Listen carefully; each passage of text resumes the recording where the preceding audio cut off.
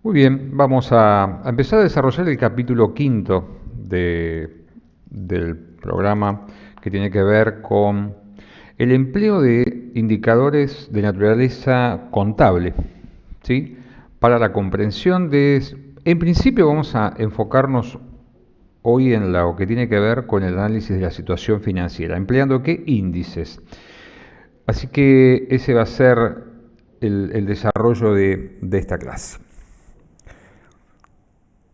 ¿De qué hablamos, no? Hablamos del análisis financiero.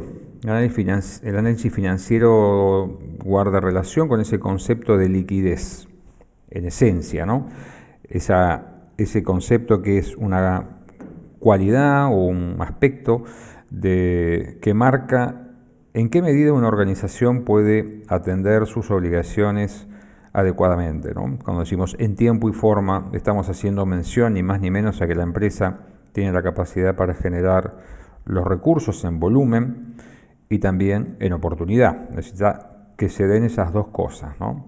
De eso hemos hablado cuando mencionamos el concepto de regla de equilibrio financiero, el concepto de margen de seguridad, fondo de maniobra y las distintas estructuras, las distintas alternativas de combinar la inversión y el financiamiento.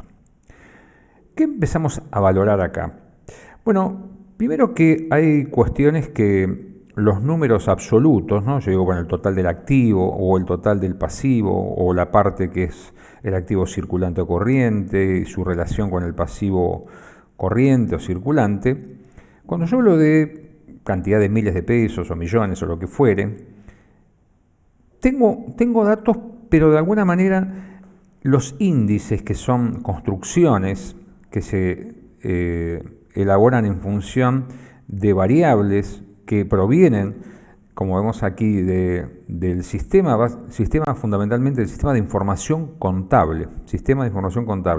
Los estudiantes de administración quizá tienen más dificultades en el abordaje de esta cuestión, así que vamos a tratar de ir recalcando estas cuestiones. Pero vamos a ir en el orden. Vamos a hablar de análisis financiero y nosotros somos una materia de corto plazo, analizamos el comportamiento de las variables en el corto plazo, pero está claro que la empresa debe coordinar y debe vincular sus políticas de corto y largo plazo. Así que vamos a ver de alguna forma cómo la empresa se comporta en el corto plazo y eso a veces es un condicionante del comportamiento de mediano a largo plazo. Como decimos, la fuente de información que vamos a utilizar es la fuente de información del sistema de información general de una organización, el sistema de información contable, que con sus críticas y sus deficiencias podemos considerar que es el mejor sistema de recolección de datos para la comprensión del comportamiento económico y financiero de una organización, ¿no? Está claro cuando decimos que hay limitaciones, vamos a más adelante empezar a ir viéndolas, en qué consisten, digamos, cómo superar esas limitaciones, que no se puede negar, pero como sistema, y cuando hablo de sistema hablo de la cuestión de la recolección sistemática de información, la forma de presentación de esa información, las reglas que se aplican, permite un empleo quizá más confiable de información que uno podría encontrar quizá de manera aislada, ¿sí? De manera aislada o desincronizada. Entonces, los datos que provienen del sistema de información contable son datos que, conociendo sus puntos positivos y negativos, yo puedo emplear de manera inteligente. Siempre cuando hablamos del análisis, es decir, tenemos que pensar que yo no voy a obtener un número único que me va a dar la respuesta de todas las preguntas que me estoy haciendo, sino que voy a tener que relacionar. Y ahí me parece que está la esencia de la cuestión. Fuente de información, sistema de información contable. Variables involucradas, vamos a ver qué son los índices, y este último renglón que dice lo devengado y lo percibido, vamos a poner el foco también en esto que quizá para ustedes puede sonar, no sé, un poco denso, pero bueno, es importante recordar nuevamente la diferencia. que hay información y estados que se elaboran sobre la base del principio de lo devengado, la relación de una variable con el tiempo, con prescindencia de si ese, por ejemplo, un ingreso se generó pero no se percibió, y lo mismo con un gasto, si el gasto se generó el compromiso, se incurrió en el gasto, pero el gasto no fue cancelado, y la diferencia con el concepto de lo percibido, el concepto, decimos, de caja, ¿no? Lo pagado y lo cobrado, ¿no? Esa diferencia es central, y en las cuestiones que tienen que ver con la dinámica financiera, la diferencia entre lo devengado y lo percibido claramente es relevante. Vamos a ir avanzando en este temario.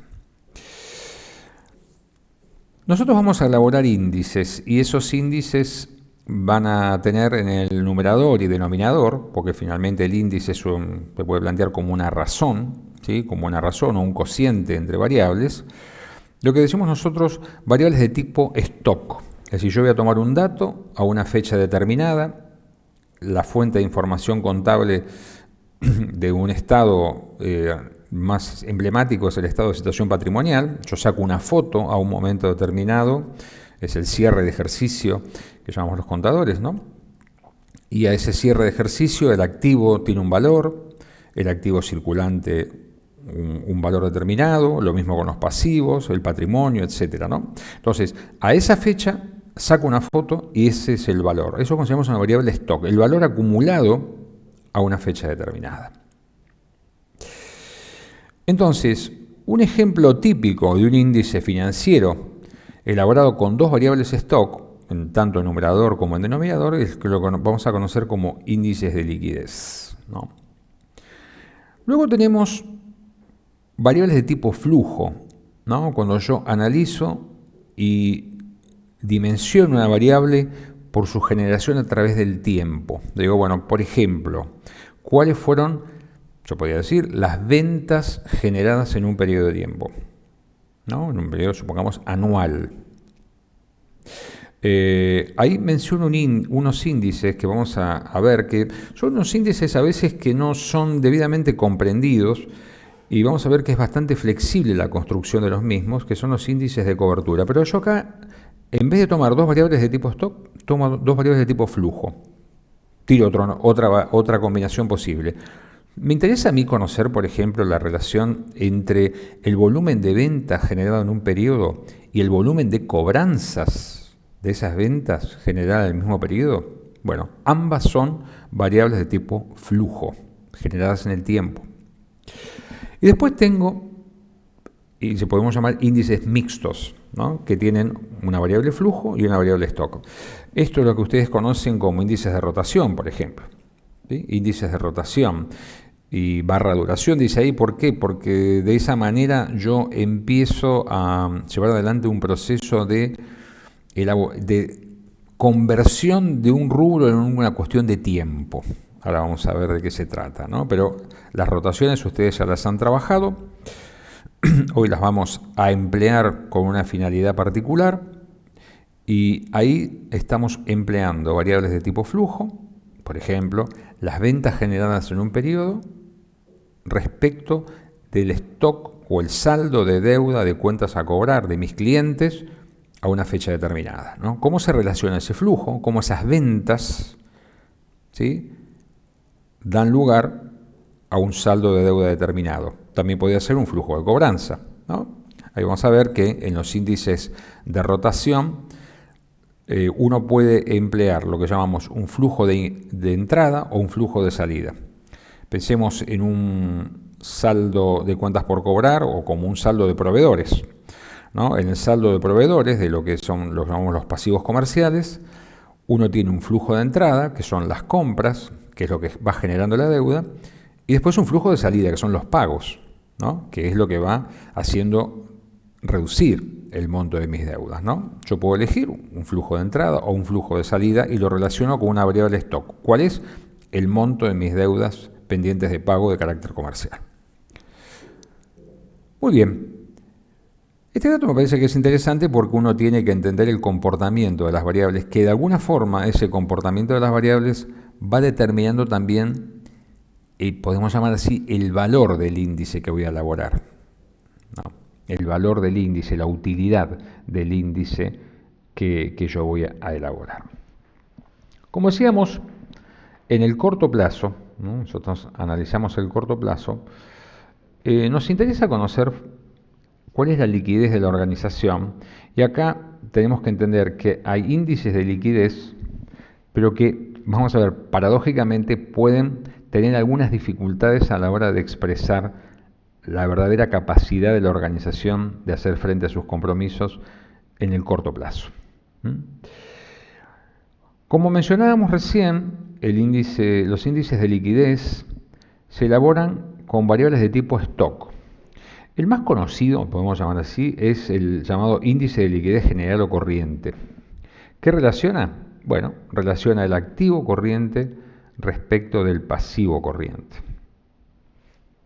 Los valores a una fecha determinada.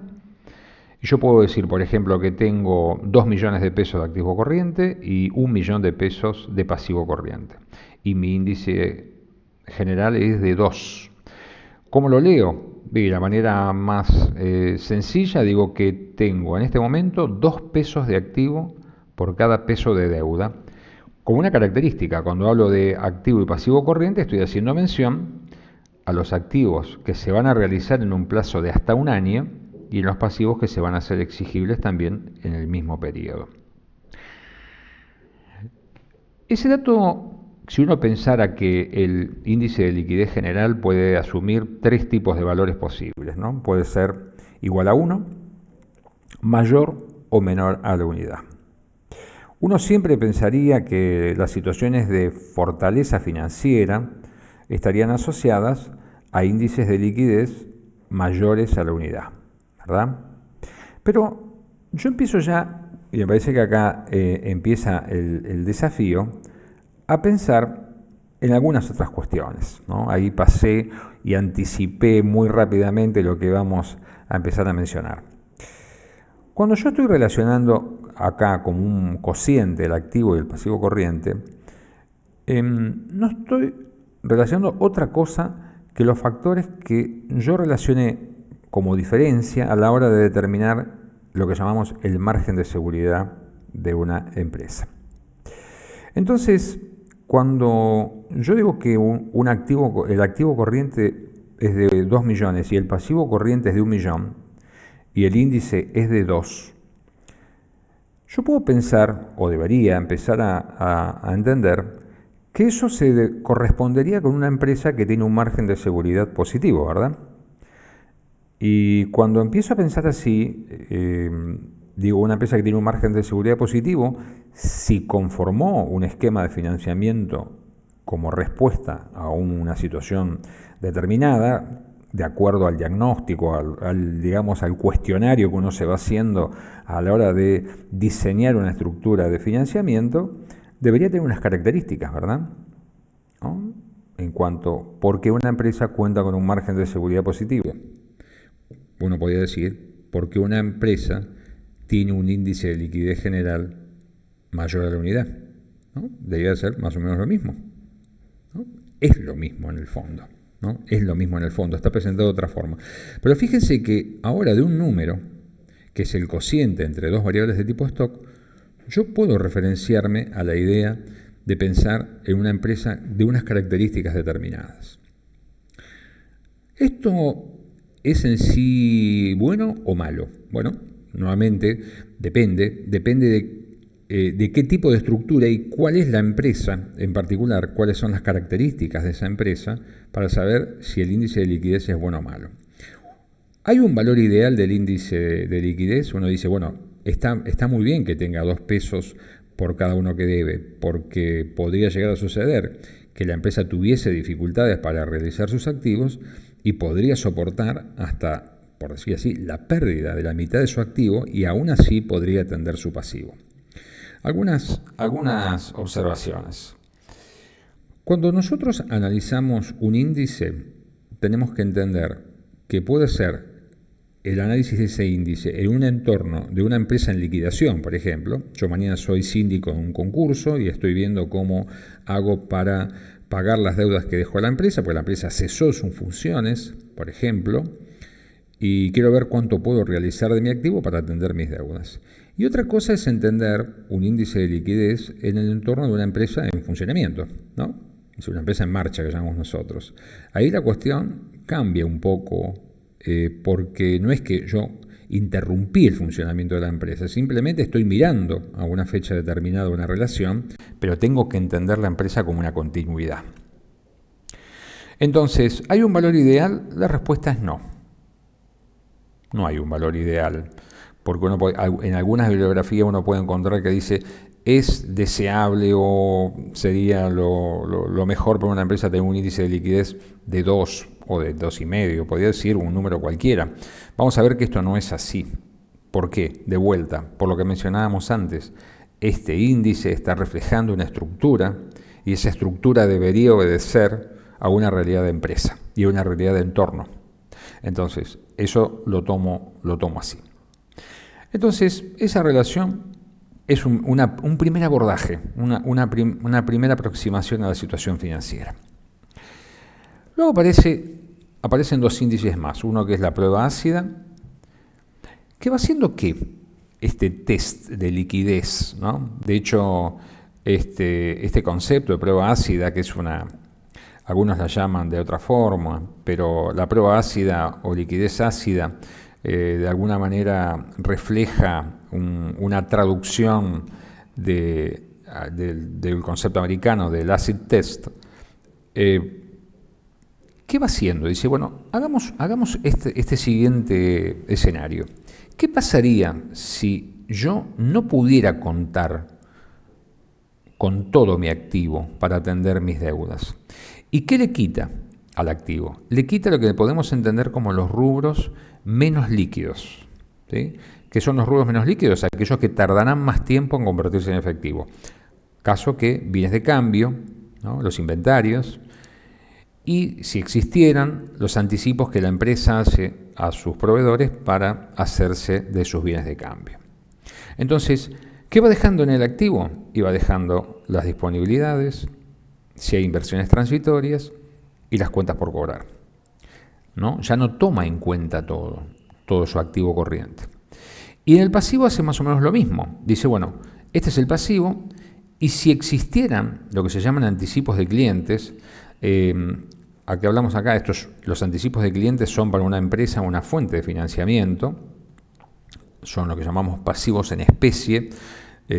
Hay rubros donde es bastante habitual esta modalidad, donde un cliente lo que hace es dejar dinero en la empresa para lo que llamamos nosotros congelar precio, porque quiere ir, supongamos, en los rubros de materiales para la construcción, va dejando dinero y con ese dinero va congelando precio, por ejemplo, no sé, cerámicos, ladrillos, etcétera, una serie de insumos o de elementos que va a utilizar posteriormente para la construcción. Bueno, esos anticipos de clientes deben ser satisfechos, ¿no? ¿Cómo? Bueno, no devolviendo el dinero, sino entregando las mercaderías que ese cliente fue anticipando de esta forma. Entonces, me queda un activo más reducido y un pasivo también más pequeño. Está claro que la prueba ácida, el valor de la prueba ácida va a resultar un número, supongamos si el índice de liquidez general era 2, claramente la prueba ácida arrojará un valor inferior a 2, ¿verdad? Porque le estoy sacando una parte del numerador. ¿Cuánto se va a ver reducida el índice de liquidez general? Bueno, yo creo que básicamente ese es el punto, ¿no? Es decir, es muy difícil que una empresa se vea impotente de realizar sus bienes de cambio en su totalidad, ¿verdad? Lo que estamos planteando acá es ni más ni menos una forma de visualizar otra cosa, que es la relevancia de algunos rubros dentro de la estructura de inversión y de financiamiento. Si yo saltara, por ejemplo, de un índice de liquidez general de 2 a una prueba ácida o un índice de liquidez ácida de 1,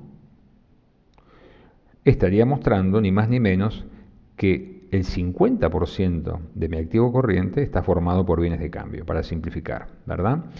Esto estaría diciéndome a mí que la gestión y las políticas que yo aplique respecto a mis bienes de cambio no son un factor indiferente, porque digamos, el ritmo de realización de esos activos, cómo los empleé, la dimensión que le estoy dando a esa inversión, es una dimensión significativa porque, ya digo, ni más ni menos representa el 50% de mi inversión. Viéndola de alguna manera desde el punto de vista vertical, y si la pienso en términos del ciclo operativo, lo que estoy pensando es que estoy estacionando dinero en el tramo del inventario antes de comenzar el proceso de venta con una porción que es nada despreciable. Paso luego a la última de las versiones de la liquidez, que es la llamada el índice de tesorería o liquidez reducida. Acá la situación es más severa todavía, ¿no? Acá estoy tomando en cuenta las disponibilidades más las inversiones transitorias. ¿Qué estoy haciendo? Al índice anterior le estoy quitando las cuentas por cobrar. Es decir, que estoy planteando un esquema todavía más agresivo. Es decir, no voy a vender ni los bienes de cambio, ni voy a cobrar mis cuentas por cobrar, y así todavía tendré que atender mi pasivo corriente. Escenario que no es, desde el punto de vista de la realidad, algo demasiado probable. Pero de vuelta, acá estoy agregando el otro factor. Generalmente los dos rubros significativos del activo corriente son las cuentas por cobrar y los bienes de cambio. Entonces, claramente va a pegar otro salto hacia abajo en el valor del índice de tesorería o liquidez reducida, y me va a permitir a mí también ver la relevancia, la trascendencia que tienen las cuentas por cobrar dentro de mi activo corriente. Pero siempre hay un pero, y vamos a ver qué le pasa a estos índices de liquidez. Al estar formados por variables de tipo stock, decimos que son índices de naturaleza estática, ¿sí? Porque me están dando una foto a una fecha determinada. ¿Y qué le falta? ¿Qué me interesa a mí? A mí no me interesa solamente entender las magnitudes, sino me interesa saber qué nivel de sincronización existe entre esas magnitudes. Yo ya me di cuenta, y cuando hablábamos del tema de margen de seguridad, que dentro de mi activo hay un conjunto de rubros, si queremos llamar así, que tienen distintos tiempos de realización, ¿verdad? No todos están tan próximos a convertirse en efectivo. Algunos son efectivos, pero otros están muy lejos. Entonces, la composición, cómo está integrado ese activo, no es un tema menor. Pero a mí me dicen que mi activo corriente es 1.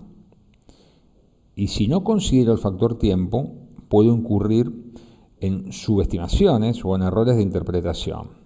Es decir, ese índice que a mí, si yo no tuviera la capacidad, que sí la tengo ahora, pero supongamos que yo lo único que abordara fuera un índice y no comprendiera nada de lo que es un margen de seguridad o cómo funciona un ciclo operativo y el ciclo de caja, y yo viera un índice y dijera, mira, tengo más activo corriente que pasivo corriente, y me resultara tranquilizador, bueno, me estaría perdiendo de comprender que ahí está faltando esta cuestión, incorporar el factor tiempo.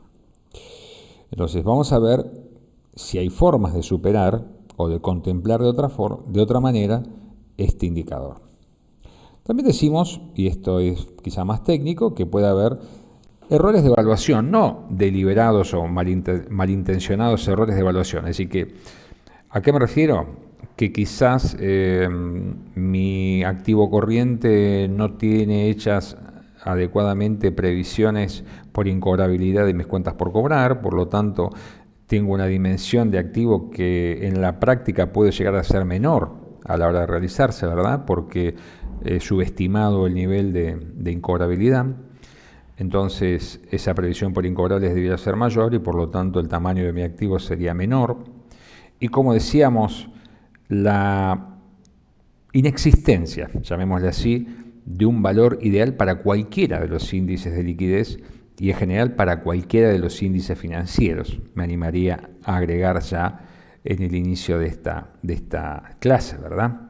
Entonces, no busquemos un valor ideal, empecemos a contemplar y a analizar y a relacionar los indicadores, ¿sí?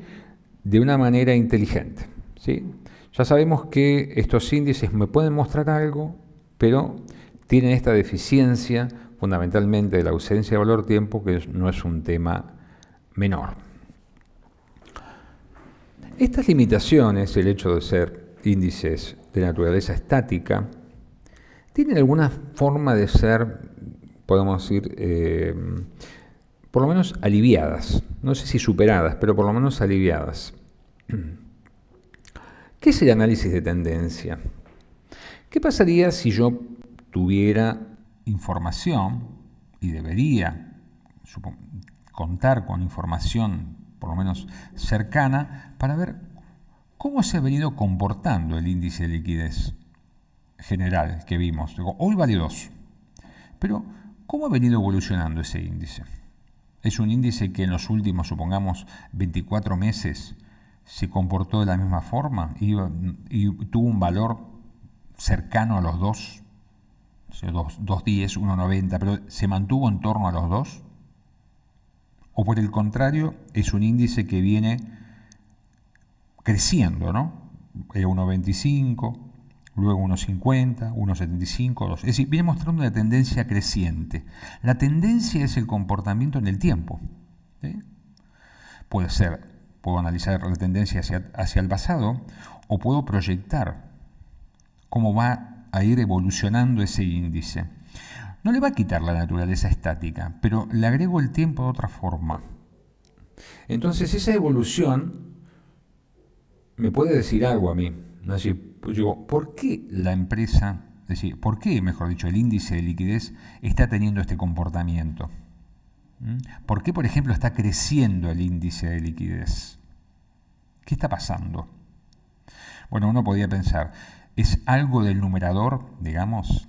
¿Está creciendo la cantidad de activo corriente y está cambiando la forma en que se comporta el denominador, es decir, la cantidad de pasivo corriente? Es decir, crece la inversión en activo corriente, pero no crece en la misma proporción la cantidad de pasivo corriente que me empleo para financiarlo, y eso hace que el índice crezca.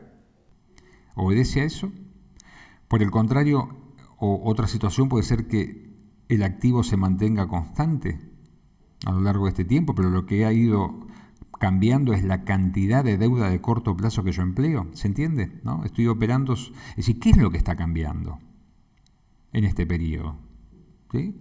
Es decir, ¿por qué el índice cambia? Porque finalmente es el resultado de 2 variables, ¿no? Pero esas variables pueden estar comportándose de manera distinta y responder a factores distintos. ¿Sí? Bien, es decir, puede ser que la empresa haya decidido modificar la forma de financiar sus activos de corto plazo en un escenario de expansión de la inversión. Puede ser, y eso explicaría por qué el índice está creciendo. ¿Eso sería un factor positivo? ¿Sí? Por el contrario, es decir, pensemos las distintas combinaciones, ¿no? Imaginémonos las distintas combinaciones que pueden llegar a hacer que un índice crezca o decrezca.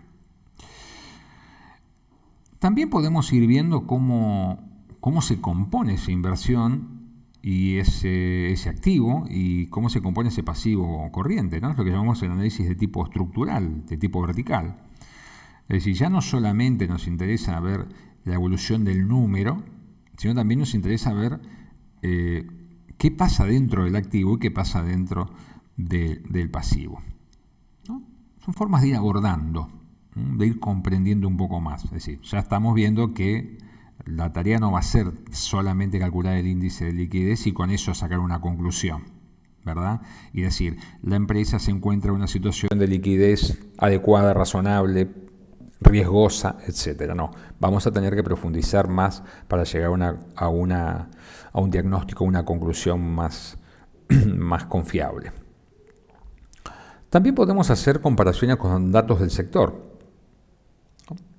Es decir, compararnos con otras empresas si hay información. Esto no es tan sencillo y no todas las empresas del sector tienen tamaños semejantes. Eso dificulta los criterios de comparación. Hay un punto que me parece que es central y muchas veces hace que uno, cuando compara, si queremos llamar así, la forma en que puede elaborar índices en un entorno teórico y la realidad cuando tiene que gestionar o realizar un análisis financiero en una organización real de carne y hueso, se da cuenta que pueden existir deficiencias en la calidad de esa información, ¿no? Deficiencias pueden significar falta de datos, ¿sí? O datos parciales, si queremos llamar así, o que le falta. Por eso muchas veces las pequeñas y medianas empresas son difíciles de analizar financieramente. ¿Por qué? Porque la materia prima que alimenta los sistemas de información, la contabilidad, muchas veces ese sistema no está desarrollado adecuadamente. Y cuando nos encontramos con este problema, ¿no? Cuando decimos, bueno, todo muy bien, pero no puedo hacer tendencia o no tengo información desagregada de mi activo, de mi pasivo corriente, entonces empiezo a ver que me faltan datos, ¿qué sigue? Digamos, abandono el análisis y busco otra herramienta, y bueno, me parece que acá se abren como dos caminos, ¿no? Hay uno que llamamos el análisis cualitativo. Este es más afín para situaciones donde hay deficiencias en el sistema de información. ¿Cómo puedo yo empezar a recolectar información que quizá el sistema contable como tal no lo tiene? ¿No? Ahí hablamos de entrevistas, cuestionarios de aproximación. Hay una pregunta clave en esto, ¿no? Quizá no se la podemos hacer a la misma persona, o sí, porque dependerá del modo de organización, de los roles y de los responsables de distintas áreas que puedan haber. Pero es lo que llamamos las condiciones otorgadas, ¿sí?, o concedidas, y las condiciones recibidas, ¿no? ¿A qué nos referimos con esto? A mí, ¿qué me interesa de vuelta? Yo tengo un problema, tengo un índice que es estático, que no contempla el tiempo. Y si yo tengo deficiencias en la información, pero yo digo, yo tengo claro qué quiero saber. Fundamentalmente, yo quiero saber cuánto tiempo tardará en realizarse este activo y en cuánto tiempo se hará exigible este pasivo. ¿Sí? Y yo tengo que empezar a encontrar datos que me orienten, por lo menos a aproximarme a una respuesta. Yo, por ejemplo, puedo preguntarle a los responsables de ventas cuál es el plazo de venta, ¿no? Es decir, sus ventas, ¿a qué plazo se realizan? Plazo de pago. ¿Cuál es? ¿Qué condiciones concedemos a nuestros clientes? Supongamos 30 días. Puedo juntarme con los responsables de compras de esa organización y preguntarle a qué plazo compran, ¿sí? Y me dijeran 60 días, ¿no? Y me quedaría conforme con eso, con esa información de lo que me dice el que vende y lo que me dice el que compra, o por ejemplo exploraría un poco más, ¿no? ¿Y qué significa explorar un poco más? Y quizá testear las cuentas por cobrar, por ejemplo, de una empresa, y empezar a desagregar esas cuentas concentrándome, si quieren, empleando el esquema de Pareto, la regla del 20 al 80, ¿no? Y concentrándome en los principales clientes que componen, supongamos, mi cartera de cuentas por cobrar. ¿Qué tipo de clientes tiene la empresa? Tiene pocos clientes y relevantes, es decir, son 5 clientes los que de alguna manera explican el 80% de las cuentas por cobrar de la empresa, y después hay varios clientes más, pero muy atomizados, muy pequeños, poco relevantes.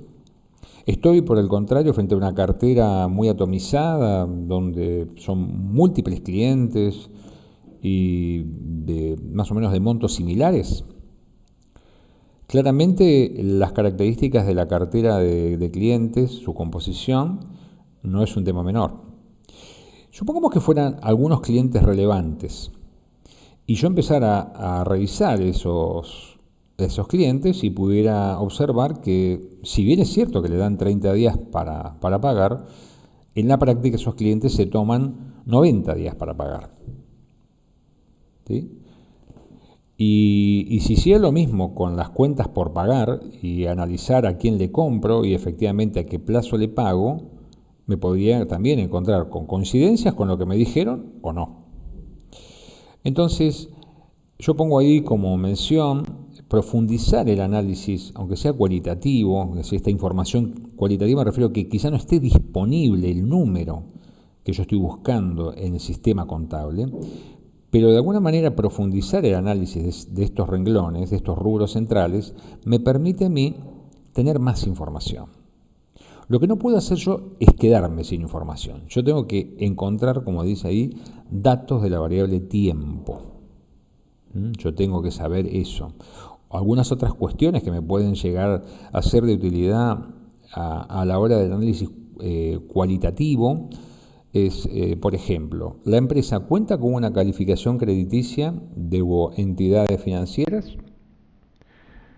Me dirá, ¿qué importancia tiene? Bueno, vamos a ver. Esa calificación está utilizada de una manera bastante intensiva o la empresa cuenta todavía con un cupo no empleado de financiamiento disponible, ¿no? Ese dato también es relevante para entender su capacidad para atender sus compromisos, ¿no?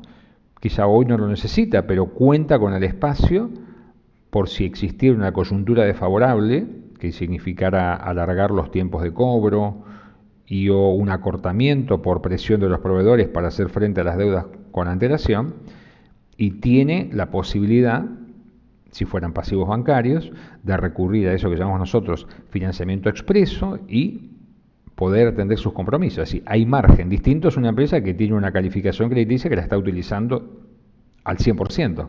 Digamos, no tiene a dónde recurrir inicialmente. Ese dato también es un elemento que me va mostrando a mí, llamamos así, una liquidez hipotética que puede llegar a tener la empresa. Algunos llamamos también como las puertas de emergencia, ¿no? Decir, bueno, ¿qué pasaría si? ¿No? ¿A dónde podría recurrir la empresa? Bueno, ese dato es significativo. Pero en definitiva acá lo que estamos buceando es en datos parciales, aproximaciones, para encontrar info de la variable tiempo. Hay por el contrario un análisis, digamos, más el que vamos a desarrollar nosotros en las clases prácticas, que es el análisis cuantitativo. Es decir, nosotros vamos a poder establecer numéricamente la duración de los rubros, los tiempos en que, por ejemplo, un crédito en promedio será cobrado, los tiempos en que los inventarios se realizarán, los tiempos en que las deudas serán exigibles, ¿sí?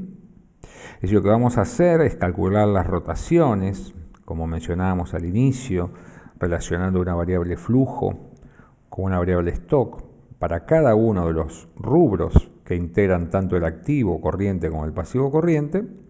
Vamos a traducirlos en la duración, en la cantidad de días, ¿sí? Lo que estamos diciendo es, por ejemplo, las disponibilidades, ¿cuánto tardan en convertirse en efectivo? Nada, cero, porque son efectivos ya. Tengo una inversión, un plazo fijo, y bueno, sé que en 30 días ese plazo fijo va a estar disponible nuevamente para que yo lo pueda emplear y para la cancelación o para disponer de ese efectivo para lo que yo decida. Y lo que voy haciendo es entonces determinar, en los casos en que no tengo la duración expresamente definida, bueno, voy a hacer estimaciones a través de la rotación y voy a ir determinando rubro por rubro cuál es la duración. Lo que hago luego es una ponderación. Todo esto son cálculos que ustedes van a hacer en los ejercicios prácticos que no me interesa profundizar ni confundir en este momento. Pero la idea es que ustedes van a poder calcular tiempos parciales que finalmente, ponderados por la incidencia de cada uno de los rubros dentro del activo como del pasivo, le van a permitir a ustedes como armar ese número que va a expresar, llamemos así, ni más ni menos como si fuera la duración del ciclo operativo, ¿no? Esta razón de plazo de realización de mi activo, que tiene muchísimos puntos de contacto con lo que nosotros llamamos la duración del ciclo operativo. Porque finalmente el ciclo operativo lo que me decía, ¿cuánto tiempo tarda una unidad desde que se invierte hasta que se dispone nuevamente del efectivo? ¿No? Dinero, mercadería es dinero. Bueno, y lo mismo con la cancelación. Esto se relaciona con lo que llamábamos, no en este caso, porque acá tomamos todo el activo, pero tenía que ver también con una aproximación al ciclo de caja. No son factores idénticos, pero son semejantes. Yo acá estoy pensando todo el tiempo de realización, estimado, promedio, de mi activo y el tiempo de cancelación de mi pasivo corriente. Entonces, el objetivo era encontrar el tiempo, el objetivo era dinamizar esas estructuras estáticas de inversión y de financiamiento. ¿Para qué? Para poder responder finalmente a este interrogante de si la empresa contaba o no con liquidez para atender sus obligaciones. Y acá viene como lo que uno puede encontrar como una contradicción, porque de vuelta, si yo veo que mis índices de liquidez general son mayores a 1 e incluso van creciendo, podía haberme tentado inicialmente a considerar que mi situación financiera de corto plazo es cómoda, digamos, me marcaría que si tengo cada vez más activo respecto de mi pasivo, estoy en una situación financiera adecuada. Ahora, ¿qué pasaría si eso es así desde el punto de vista de los índices de liquidez, pero cuando empiezo a analizar la razón de plazos los plazos de cancelación y de realización, encuentro que tardo más en realizar mi activo corriente que el tiempo en que se hace exigible mi pasivo corriente? Lo que yo no puedo decir, y ahí hay como una especie de falso dilema, liquidez índice o razón de plazos, lo que yo no puedo decir es que la situación financiera de corto plazo de la empresa, desde el punto de vista de los índices de liquidez, es razonable y holgada, pero los plazos de realización son más extensos que los plazos de cancelación. Es decir, yo tengo que tener una sola conclusión. ¿Sí? Y en esto lo que quiero quizá explicar es lo siguiente, quizá la forma de leerlo es al revés. Yo podía decir, atento que los plazos de realización de mi activo son más extensos que los plazos de exigibilidad de mis pasivos, la empresa tiene que adoptar una estrategia, ¿sí?, de mayor margen de seguridad, ¿sí?, con menos presencia de deuda de corto plazo y más presencia de fondos de largo plazo como consecuencia de este descalce, y eso se traduce, sí, en un índice de liquidez general que está creciendo. Eso es lo que está reflejando el índice de liquidez general. Es decir, el punto de partida es otro. Pero lo que a mí me marca, en definitiva, la cuestión de si liquidez sí o liquidez no en términos de existe o no liquidez en la empresa, es la cuestión temporal. Claramente es la cuestión temporal. Entonces, partiendo de la razón de plazos medios, ¿sí?, voy hacia los índices de liquidez y de alguna manera puedo decir, ¿válido o no válido lo que dice el índice? Puede ser que yo tenga una relación de plazos medios a mi favor, realizo antes de lo que es exigible y a su vez tengo un índice de liquidez general mayor a 1. ¿Puede darse eso? Sí, por supuesto que puede darse. Una estructura extremadamente conservadora. Pero bueno, esa empresa claramente reúne condiciones de liquidez. ¿Sí? Reúne condiciones de liquidez. Entonces, este punto, digo, me parece que es central. No pensemos, y esto básicamente como ustedes elaboren el informe financiero, del análisis financiero de una organización, partan de la razón de plazos, medios de realización y de cancelación, y vayan hacia los índices de liquidez, ¿sí? Partan del tiempo y lo dinámico y vayan a lo estático para ver qué relación guardan.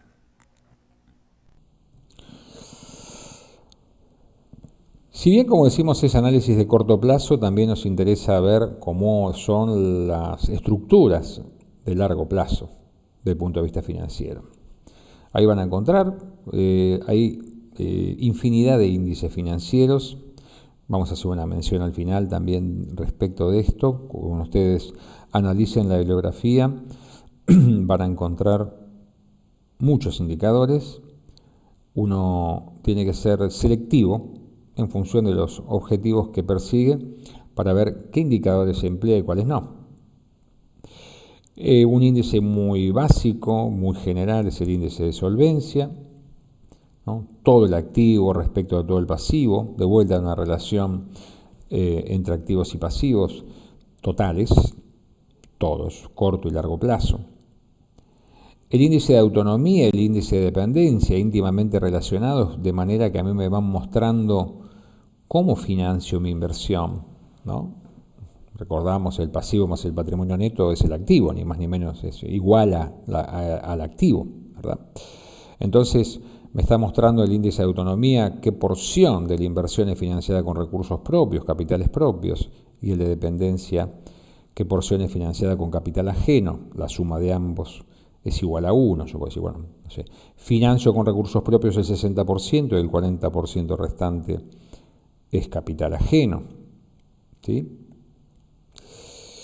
Y acá tenemos un índice de largo plazo que muchas veces genera aprensión, que es el índice de endeudamiento, ¿no?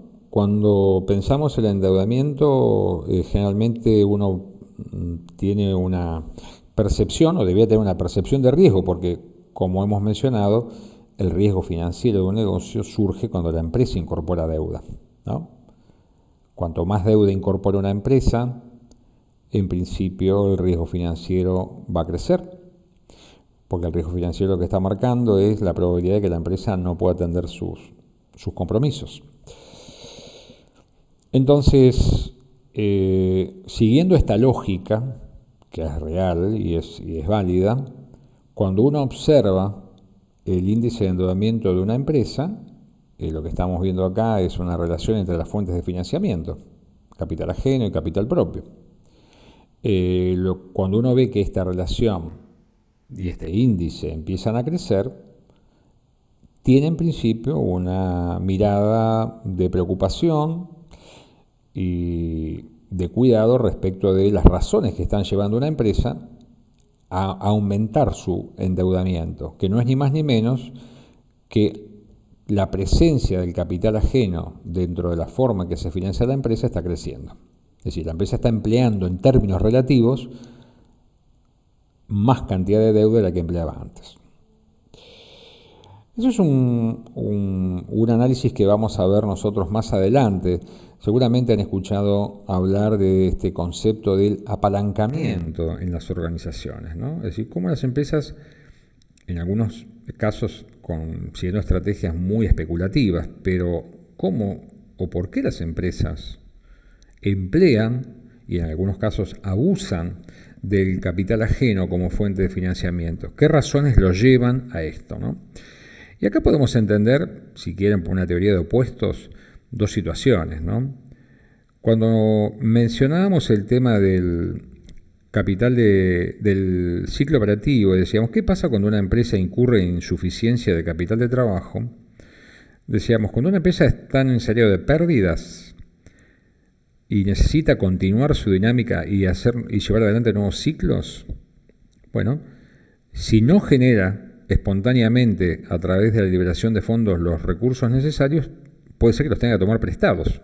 Es decir, una empresa que pierde puede estar demandando más capital para seguir funcionando. Es decir, yo puedo encontrar endeudamiento en una empresa que pierde. Y también puedo encontrar endeudamiento creciente en una empresa que está ganando, que está consecuentemente invirtiendo más, que está consiguiendo financiamiento en condiciones favorables, supongamos en términos de costo y o en términos de plazo.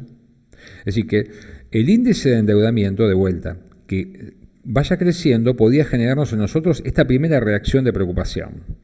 Pero después la empresa tiene que analizar qué es lo que está provocando que una empresa siga una estrategia de apalancamiento, de mayor endeudamiento.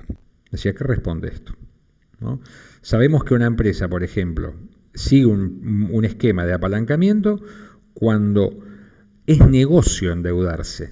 Y el negocio de endeudarse tiene que ver en una relación entre lo que consigue con los fondos, es decir, el rendimiento que consigue de los fondos que toma prestado y el costo que tienen esos fondos que toma prestado.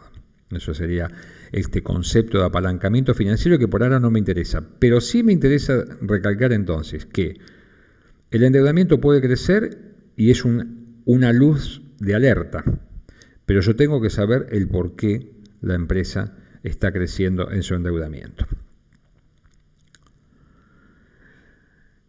Los índices de cobertura creo que son los índices donde podemos llamar mayor creatividad puede encontrar un analista, ¿no? Algunos los ubican como índices de corto plazo. Algunos los analizan como índices de largo plazo. Yo digo, ¿por qué no los entendemos primero y después vemos para qué? Es decir, ¿qué tipo de utilidad me puede brindar a mí un índice de cobertura? La cobertura, vamos al primer caso, ¿no? Cobertura número 1. Este es el más común, ¿no? ¿Qué pasaría si yo quiero saber y analizo cuáles son mis ganancias o mis resultados antes de intereses y los relaciono con los intereses que tengo que devengar, supongamos, barra pagar, supongamos que los intereses que tengo que devengar, es decir, los que se van a generar en el año próximo, los voy a tener que desembolsar efectivamente. Entonces yo quiero saber cuántas veces mis ganancias cubren mis intereses. Supongamos que estuviera hablando de una relación de 5-1. ¿Sí? Mis ganancias son 5 veces más grandes que mis intereses. Las ganancias antes de intereses, ¿no? 5 veces más grandes. Es decir, que mis intereses representan el 20% de mis ganancias operativas, si queremos llamar así. Bueno, ese es un factor bastante tranquilizador, tanto para mí como para quien me prestó, ¿no? Yo podría, si la empresa, por ejemplo, fuera una empresa con un riesgo operativo medio alto, ¿qué quiere decir? Que tendría que tener un índice de cobertura significativo, porque podría sufrir mermas en sus ganancias, ¿sí? Y ver que la cobertura de 5-1 pasa a 2-1, ¿verdad? ¿Por qué? Porque sus ventas bajaron y consecuentemente bajaron sus ganancias, pero los intereses están, ¿verdad? Y hay que pagarlos. Hay un segundo punto de cobertura que dice, ahora, en realidad si yo tengo que pagar, yo tendría que buscar que mi numerador expresara lo más cerca posible un flujo de fondos. Entonces, a las ganancias le voy a sumar los costos no erogables, de vuelta, costos no erogables. ¿Me hace acordar algo, no? Al concepto de ciclo operativo y fondos, el excedente financiero del ciclo operativo. Entonces acá tengo una aproximación, es decir, más de fondos, aunque no son estrictamente los fondos, y los intereses, ¿no? Ahora, también me podría interesar a mí saber que además de los intereses yo tengo que pagar, y acá me empiezo a estirar en el tiempo, quizás no es tanto en el corto plazo, sino me voy a una cuestión de largo plazo, tengo que atender un préstamo que tiene vencimientos anuales, y tengo 10 años para pagarlos. Entonces voy a tener que pagar intereses más una cuota de capital. Y quiero saber cuál es mi capacidad de cobertura barra repago. Y también me puede interesar a mí saber, por eso digo, la construcción es bastante libre. ¿Qué pasa si yo tengo que pagar intereses y tengo una política de retiro de utilidades o dividendos que quiero sostener? Y bueno, quiero saber también si voy a estar en condiciones de poder atender ambos frentes, por decir así. Remunerar el capital ajeno, intereses, y remunerar el capital propio. ¿Sí? Poderle hacer efectivo a mis accionistas una política de dividendos. Uno puede establecer las relaciones de cobertura que se le ocurran, ¿sí? Siempre, como decimos, con el criterio de lógica y de economía de esfuerzo. Acá tiene que entender siempre, tiene que saber leer el indicador y tener en claro que ese indicador está relacionado con un objetivo. Y para ir terminando, vamos a hablar del estado de flujo de efectivo. Y acá sí hacemos el cambio de paradigma, ¿no? Porque hasta ahora las fuentes de información que estábamos empleando para elaborar los índices, me quedó un tema que me interesa destacar. Estos también son índices de naturaleza estáticos, ¿no? Porque son datos a un momento determinado. Nada más que estamos hablando con un objetivo de largo plazo. Acá, como mencionábamos, son índices que emplean variables de flujo, ¿sí? Variables de flujo. Pero están empleando información elaborada con el principio o criterio de lo devengado. Y el estado de flujo de efectivo es un estado muy interesante para poder comprender qué ocurrió realmente con el efectivo o con los fondos de un negocio, ¿no? En función de lo que se cobró, en función de lo que se pagó, en función del cambio en las estructuras que tienen impacto en la caja, ¿sí? Hay que mirarlo de una manera complementaria, ¿sí? No opuesta, sino siempre busquemos complementar miradas, siempre busquemos ese punto. Entonces, acá lo que vamos a ver es información, y cuando me digan las ventas, ya no me van a hablar de las ventas que generó la empresa, me van a hablar de las ventas que cobró la empresa. Y cuando me hablen de una inversión en un activo fijo, me van a decir lo que pagó por ese activo fijo, ¿sí? No me van a decir el valor de compra del activo, no, lo que efectivamente desembolsó, quizá desembolsó una parte, no sé, el 10% y lo va a pagar, como dijimos, con ese préstamo a 10 años. Lo que tuvo que desembolsar es solamente el 10%. Entonces acá la lógica cambia. Acá es lo cobrado y lo pagado. Por eso lo percibido.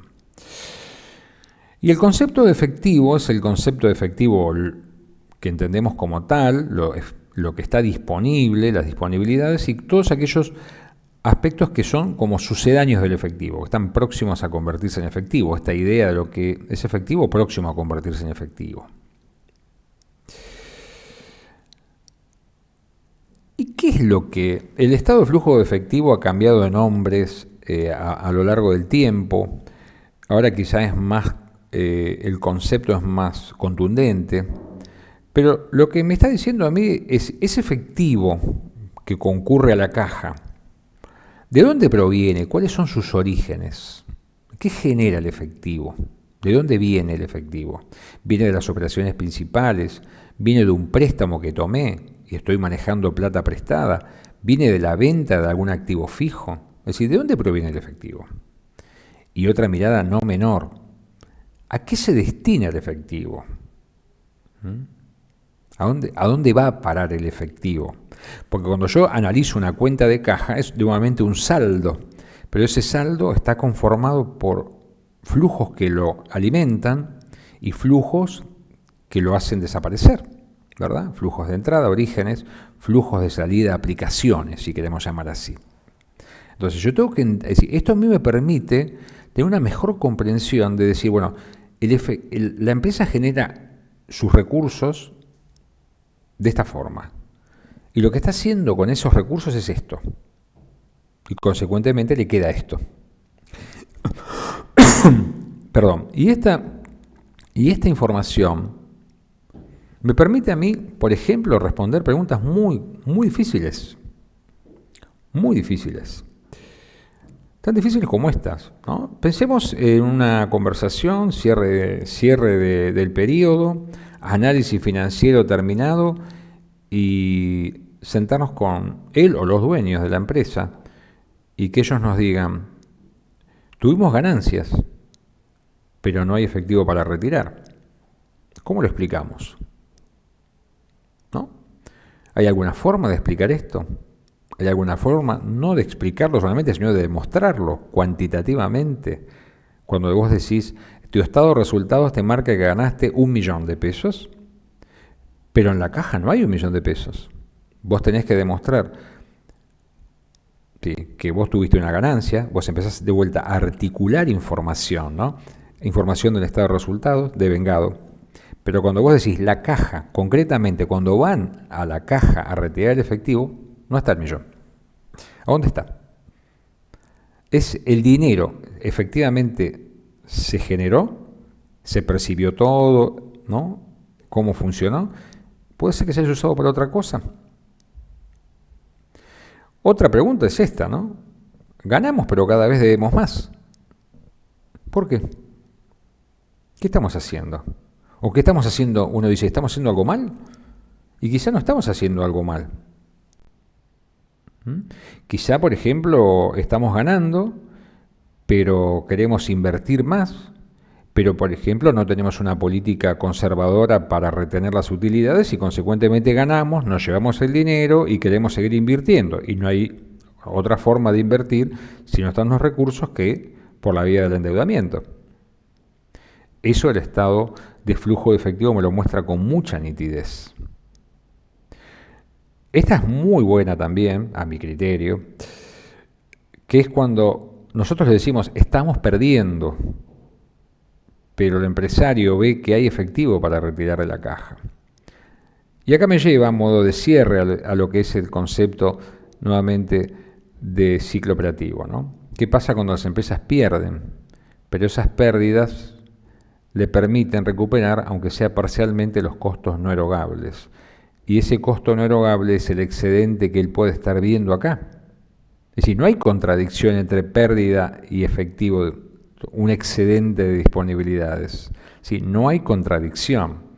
Yo tengo que poder explicarlo y tengo que poder demostrarlo, ¿no? O puede ser que la empresa pierda, pero se esté endeudando o dejando de pagar, que es lo mismo, y ese dejar de pagar hace que se esté quedando con dinero, pero simultáneamente se esté endeudando.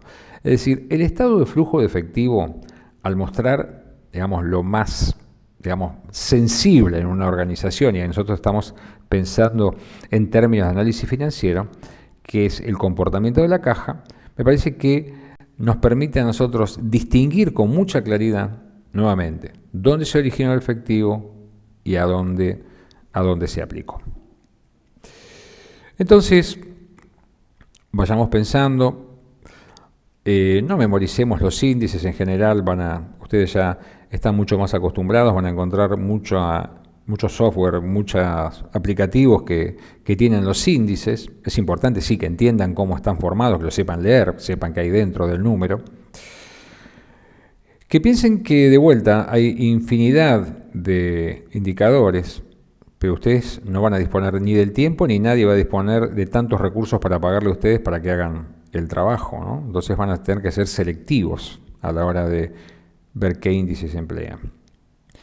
Hay una base, que es un poco lo que hemos enumerado nosotros, pero ya digo, a medida que profundicen en la bibliografía van a encontrar infinidad, no digo infinitos, pero muchos indicadores. Ustedes tienen que ser, cuando saben a dónde quieren ir y entienden el objetivo del análisis, van a ser capaces de elegir los que necesitan.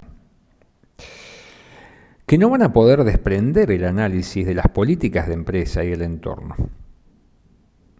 Es decir, cuando ustedes traten de interpretar por qué la empresa, por ejemplo, vio un deterioro en su relación de plazos, ¿sí? Bueno, o por qué se modificó el índice de liquidez general, o hubo alteraciones en el índice de endeudamiento, y traten de conjugar todo, no pueden desprenderse de esto. ¿Sí? No pueden desprenderse, no pueden analizar los números en abstracto. Ese es el tema.